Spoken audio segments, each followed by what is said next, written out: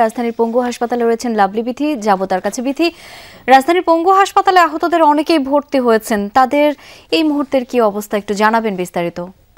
শাওন, ভূমিকম্পের পরপরই হচ্ছে বিভিন্ন এলাকা থেকে জাতীয় পঙ্গু হাসপাতালে এসেছে বিভিন্ন ছোট বড় বিভিন্ন ইনজুরি নিয়ে, এবং এখানে যারা কর্মরত আছে এবং টিকিট কাউন্টারে আছে তাদের সাথে খোঁজ নিয়ে জানলাম যে প্রায় এখনো পর্যন্ত প্রায় 70 জনের মতো চিকিৎসা নিতে এসেছে। বিভিন্ন বয়সের নারী, পুরুষ, শিশু, পেশা মানুষরা কিন্তু এখানে এসেছেন এবং প্রত্যেকেই কিন্তু বেশিরভাগ আহত হয়েছে কিন্তু প্যানিকড হয়ে আহত হয়েছে, অর্থাৎ হয়তো ভূমিকম্প হচ্ছে, ভূমিকম্প হওয়ার পর ওই অবস্থায় কেউ হয়তো দৌড় দিয়েছেন অথবা ভূমিকম্প থামা পরপরই হয়তো দৌড় দিচ্ছেন, সিঁড়ি দিয়ে নামছেন, এইরকম হুড়োহুড়ি করতে গিয়ে মূলত আহত হয়েছে। এখানে যারা এসেছেন ছোট হাত পা কাটা অথবা মাথা কাটা, সেগুলো যদি ছোটো খাটো হয় সেক্ষেত্রে তাদেরকে ছেড়ে দেওয়া হচ্ছে প্রাথমিক চিকিৎসা দিয়ে।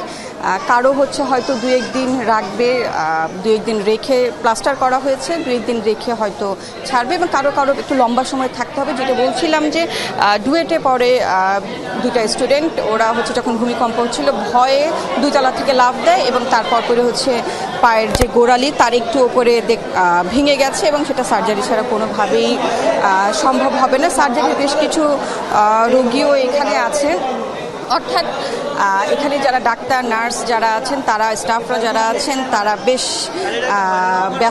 ব্যস্ত সময় পার করছে, কারণ একের পর এক রোগীরা আসছেন।